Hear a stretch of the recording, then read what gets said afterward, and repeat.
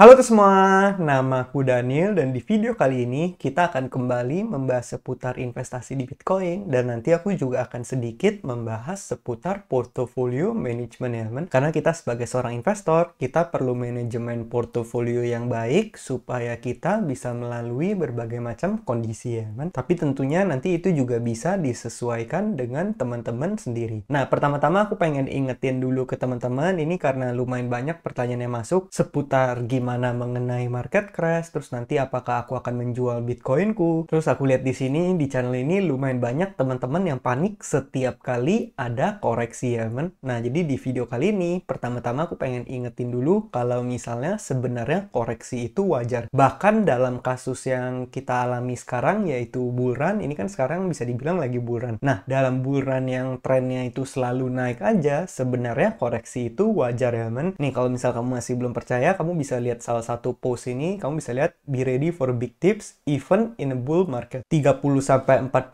dips are not uncommon. Nih, kamu bisa lihat gambar ini, nih kira-kira gambarnya seperti ini ya. Jadi ini di periode sebelumnya di mana di saat Bitcoin itu mengalami yang namanya bull run, Bitcoin itu mengalami kenaikan yang signifikan. Walaupun kamu lihat secara luas trennya itu dia naik sampai tinggi banget, tapi kamu bisa lihat ya, setiap kali beberapa saat dia bisa ada koreksi. Nih kamu bisa lihat koreksi 38%, koreksi 38%, koreksi 33%, koreksi 38%, koreksi 36%, koreksi 29%. Jadi apa yang bisa kita simpulkan? Dari sini yang bisa kita simpulkan adalah sebenarnya koreksi itu wajar, bahkan sebenarnya koreksi itu diperlukan untuk market yang sehat. Malah bisa dibilang bakal lebih ngeri kalau misalnya naiknya itu up only sama sekali nggak ada koreksi ya, men. Nanti bisa-bisa itu terjadi bubble terus pecah, akhirnya malah koreksinya jauh lebih dalam lagi. Maka dari itu kalau misalnya koreksi seperti ini, apa yang bisa kamu lakukan? Sebenarnya kamu nggak perlu panik ya. Nggak perlu kamu misalnya panik selling atau misalnya takut terus jualan terus pindah posisimu ke portofolio lain. Kalau menurut aku di saat-saat terjadi koreksi ini adalah kesempatan untuk kita bisa membeli lebih banyak Bitcoin. Bayangin kalau misalnya setiap terjadi turun ini kita beli lagi, kemudian turun dikit kita beli lagi, turun dikit kita beli lagi,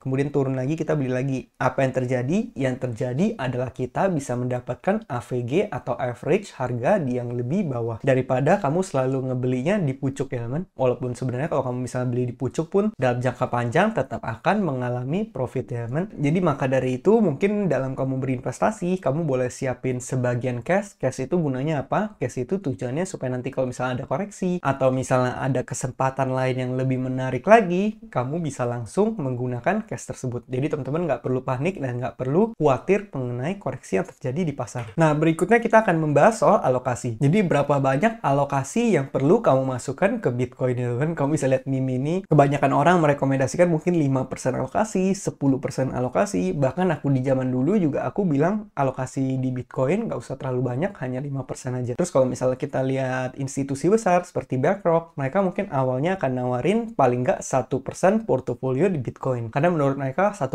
itu kalau misalnya ditarik dalam jangka panjang, nanti 1%-nya itu bahkan bisa menjadi besar ya teman, dan bahkan bisa menyaingi posisimu di alokasi di portofolio yang lain. Nah, jadi sini ada yang bilang 5% allocation to Bitcoin is too risky. Ada orang yang bahkan langsung masukin 100% portofolionya ke Bitcoin ya teman. Apakah salah? Menurut aku pribadi juga sebenarnya nggak salah. Maka dari itu sebenarnya ini disesuaikan dengan kamunya. Kamunya investor yang seperti apa. Kalau misalnya kamu tipe orang yang mungkin percayanya ke Bitcoin, ya nggak salah juga kalau kamu masukin 100% ke Bitcoin, terus kamu nggak pedulin koin-koin lainnya. Ini juga sangat bergantung dengan kamunya, men. Apakah kamu pengen mendalami dunia cryptocurrency? Apakah kamu ingin mantau market? Apakah kamu ingin investasi di koin-koin lain? Kalau misalnya kamu tipe orang yang nggak pengen ribet, nggak pengen analisa, terus nggak pengen cari-cari koin, kemudian kamu nanti nge-sort koinnya, terus kemudian nanti kamu filter, kamu pelajari white papernya, terus kamu pelajari proyeknya baru mulai investasi, dan kamu nggak mau melakukan semua itu, nggak mau ribet, sebenarnya nggak ada salahnya juga kalau misalnya kamu tipe orang yang hanya berinvestasi di cryptocurrency-nya itu hanya di Bitcoin. Jadi menurut aku pribadi nggak salah. Boleh juga kalau kamu menggunakan model yang seperti itu ya teman, dimana kamu setiap hari kamu fokus untuk menghasilkan uangnya aja, hasilin uang sebanyak mungkin, kemudian uang sebanyak mungkin kamu hajar semua ke Bitcoin. Sebenarnya kayak gitu dalam jangka panjang juga itu bisa menghasilkan return yang luar biasa. Aku pribadi juga memiliki kecenderungan ke arah sana ya teman, yaitu mainnya lebih aman. Nah, ini inilah kenapa aku cukup yakin ke Bitcoin. Kamu bisa lihat why you cannot cheat Bitcoin. Let's say everybody's working on block 40. Sebenarnya ini hanya ilustrasi aja kalau misalnya Bitcoin itu sebenarnya aman ya. Kamu pernah lihat di video sebelumnya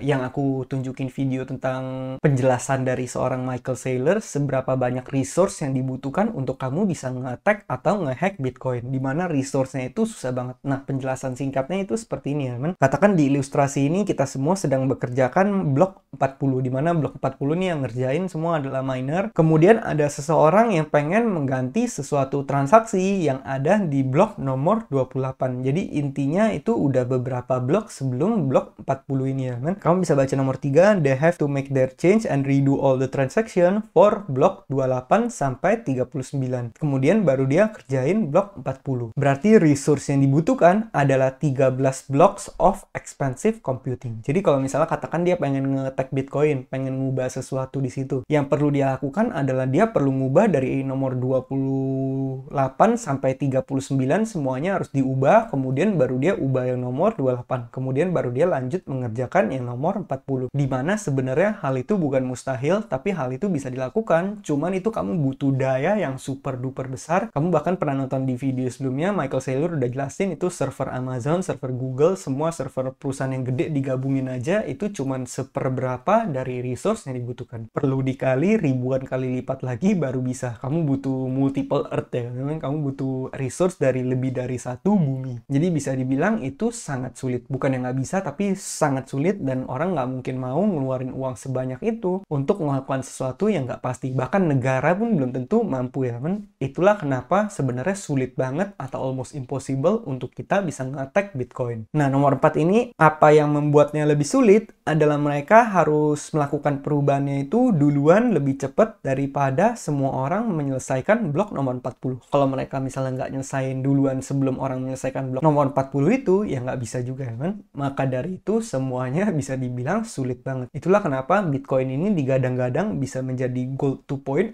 terus di masa depan ini nilai yang bisa menjadi sangat mahal. Ya salah satunya karena ini ya kan? Bitcoin itu susah banget untuk dihack, susah banget untuk diretas, dan hampir bisa dibilang immune terhadap attack ya kan. Maka dari itu sebenarnya Bitcoin sangat aman. Dan ini juga kembali lagi menjawab ke statement yang tadi aku bilang, kenapa kalau misal kamu pengen taruh 100% di Bitcoin pun sebenarnya juga nggak ada salahnya ya kan.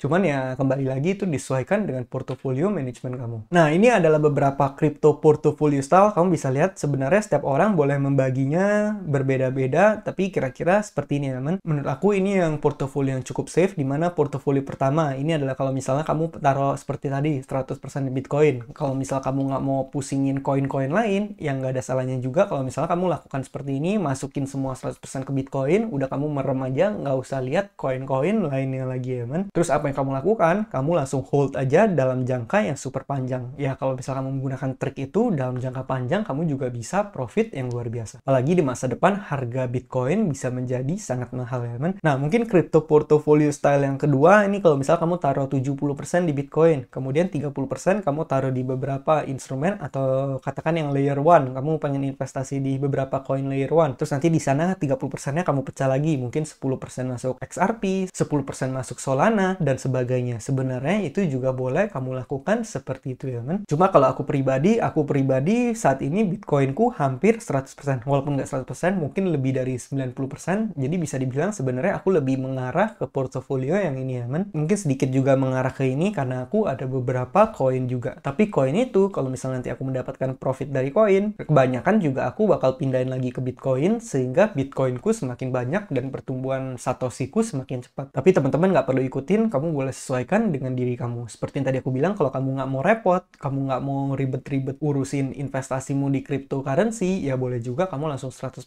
ke Bitcoin. Nah, berikutnya bagi teman-teman yang mungkin lebih suka unsur ada sedikit gamble-nya, kamu sedikit lebih suka trading, kamu sedikit lebih suka spekulasi, ya mungkin kamu juga boleh menggunakan metode yang satu ini. Contohnya kamu masukin 70% ke Bitcoin, kemudian 20% ke koin-koin layer 1, kemudian 10%-nya kamu gunakan untuk misal kamu membeli meme coin, membeli shitcoin. Walaupun mungkin shitcoin atau meme coin, katakan secara use case emang kita bisa bilang hampir nggak ada gunanya, tapi nggak bisa dipungkiri bahwa koin-koin seperti itu kadang bisa memberikan return yang bahkan jauh lebih luar biasa. Kalau misal kamu cek ke video-video sebelumnya, aku bahkan pernah tunjukin ke teman-teman, aku mendapatkan profit sampai lebih dari 200%, lebih dari 100%, tapi dari koin-koin kecil ya teman, malah bukan dari Bitcoin. Cuma kelemahannya apa? Kelemahannya ya karena koin itu koin kecil, ya jadi aku taruh uang juga nggak berani banyak-banyak banget, jadi walaupun aku dapat kali 2, kali 3, ya uangnya juga nggak menjadi uang yang signifikan sampai gimana. Berbeda dengan Bitcoin, Bitcoin itu adalah sebuah koin yang aku berani taruh jumlahnya segede apapun ya teman, mau masukin ratusan juta, masukin miliaran, itu juga masih berani. Tapi kalau misal koin, apakah kamu berani masukin, katakan ke PP kamu masukin 100 juta, ke PP masukin 1 miliar, apakah kamu berani seperti itu? Ya aku cukup ragu ya teman, karena setahu aku juga pernah baca di forum, ada juga orang yang kalau nggak salah dia pakai leverage, kemudian dia pakai jutaan dolar, kemudian dia beli koin-koin, shitcoin seperti itu. Ujung-ujungnya spekulasi dia salah dan dia kehilangan ratusan ribu hingga jutaan dolar dalam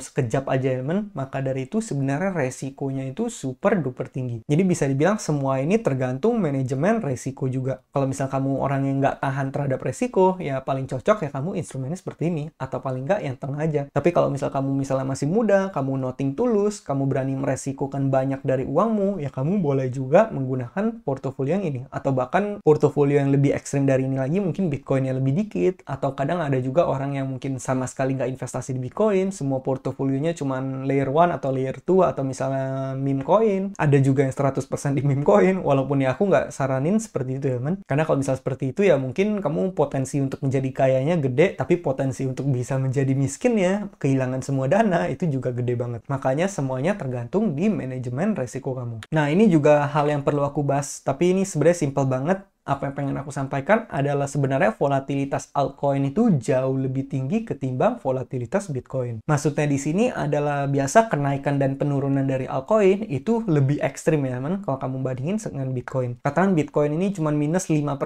minus 10%, minus 8%. Nah, kalau misalnya altcoin pada saat Bitcoin minus seperti itu, altcoin minusnya itu bisa lebih dalam lagi, bisa minus 60%, minus 40%, minus 70%, itu wajar banget. Terus kalau misalnya Bitcoin itu nanti mengalami kenaikan, katakan Bitcoin naik 50%. Ya begitu juga dengan altcoin. Altcoin itu naiknya bisa jauh lebih ekstrim. Bitcoin naik 50%, bisa aja altcoin naik 2 kali lipat, kemudian 3 kali lipat, misalnya 10 kali lipat. Semuanya itu adalah hal yang sangat wajar, karena emang secara volatilitas, altcoin itu jauh lebih tinggi ketimbang Bitcoin ya men. Jadi pastikan teman-teman sesuaikan lagi pengaturan resikonya, kamu boleh sesuaikan dengan risk appetite kamu ya men. Nah kemudian ini saran terakhir aja, kalau misal teman-teman pengen menggunakan metode yang aku gunakan, di mana aku taruh Bitcoin lumayan banyak, aku menitik beratkan di Bitcoin, sebenarnya kamu juga boleh mulai pelajari kedua buku ini ya men. Yang pertama adalah Bitcoin Standard. Ini salah satu buku yang akhir-akhir ini malah membantu aku mencetak ratusan juta dari Bitcoin, karena aku baca buku ini, kemudian aku jadi punya keyakinan yang cukup dalam ke Bitcoin, sehingga aku waktu itu memiliki conviction untuk masuk yang banyak, dan pada saat aku masuk itu harganya masih di 40 ribuan dolar ya men. Maka dari itu aku profit ratusan juta dari Bitcoin. Kemudian yang kedua, kalau misal kamu pengen mengerti teknologi lebih dalam mengenai Bitcoin itu seperti apa, kamu boleh coba baca white papernya Bitcoin. Walaupun itu teknis banget, mungkin agak sulit untuk kamu bisa ngertiin, tapi kalau misal kamu nggak ngerti, kamu bisa nonton beberapa video yang ngejelasin seputar white papernya Bitcoin. Kalau Bitcoin Standard ini lebih ke ceritain tentang nggak cuma teknologi Bitcoin, tapi sejarah uang dan sejarah Bitcoin ya men. Tapi kebanyakan membahas seputar sejarah uang, revolusi dan perkembangan uang, terus ada bahas soal stock to flow dan penjelasan-penjelasan lainnya. Kamu boleh baca buku yang satu ini. Buku ini udah membantu aku mencetak ratusan juta dari Bitcoin. Nah, mungkin sekian aja pembahasan kita pada video kali ini. Nanti di video-video berikutnya masih banyak lagi pembahasan seputar Bitcoin yang bisa aku sampaikan. Jadi bagi teman-teman yang belum subscribe, pastikan kamu subscribe dulu ya, men, supaya nggak ketinggalan video berikutnya. Mungkin sekian aja videoku pada kali ini. Semoga video ini bermanfaat. Akhir kata, jangan lupa untuk selalu invest in yourself. Sampai jumpa di video berikutnya. Bye!